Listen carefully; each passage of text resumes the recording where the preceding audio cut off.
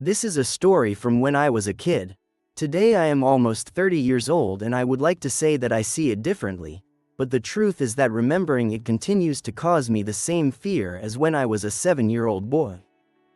Since I was in preschool, more or less, I began to have a recurring dream. A dream with a witch, a woman who came for me at night. And it was a witch, literally, a horrible woman dressed in black, with her face almost disfigured by those horrible features and her white, very mistreated hair. I saw her fly over the great wasteland that was next to my house.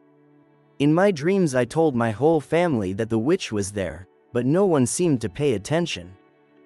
I grew and the dream was changing little by little.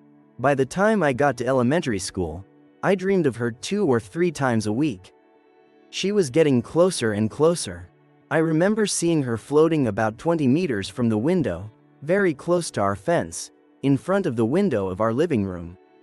Just like in my first dreams, I told my whole family, begging someone to listen to me. At this stage there was always someone who believed me, but no matter who it was, the answer was the same: hide under the window.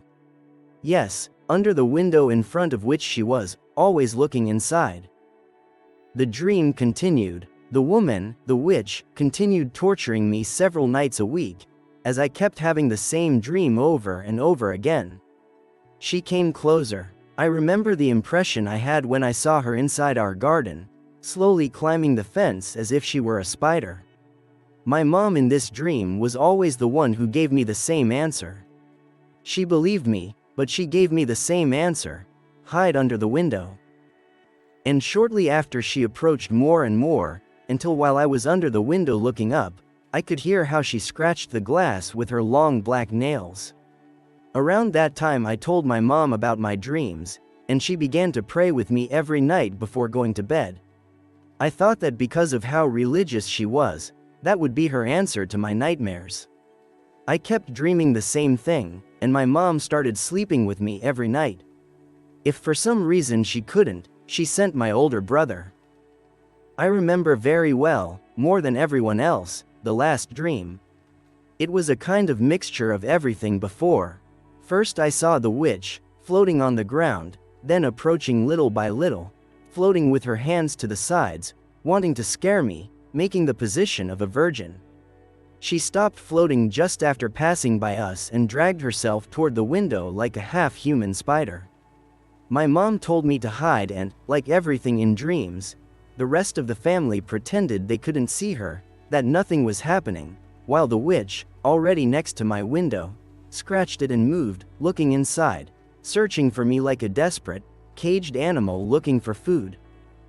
I, as always, was under the window looking up. On that occasion, that last dream, my heart almost came out when I heard the sound of the window opening. I closed my eyes and cried. I shouted at my whole family. I opened them, even in sleep, and everyone was looking at me with faces of terror.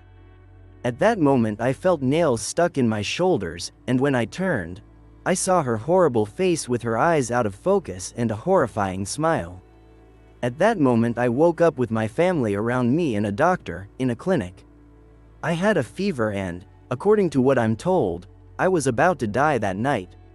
I spent one more night in the clinic and the rest, for me, is a bit blurry in my memory. Shortly after, we moved house. Many years later, when I was 15, they told me the truth about that stage of our life. We had not stopped renting that house to look for a bigger one, as they had told me. Yes, there was a woman they used to see on the roof of the house just in front of ours, across the wasteland. They started to notice her some nights, 2 or 3 a week, standing on the roof just looking at our house, without doing anything else, always toward that window of the room where I hid in my dream. Nobody gave it importance because it was not the first time they ran into an old woman with strange habits. They did not ask the neighbor, the owner of that house, for fear of bothering her with questions about who they assumed was her mother or grandmother.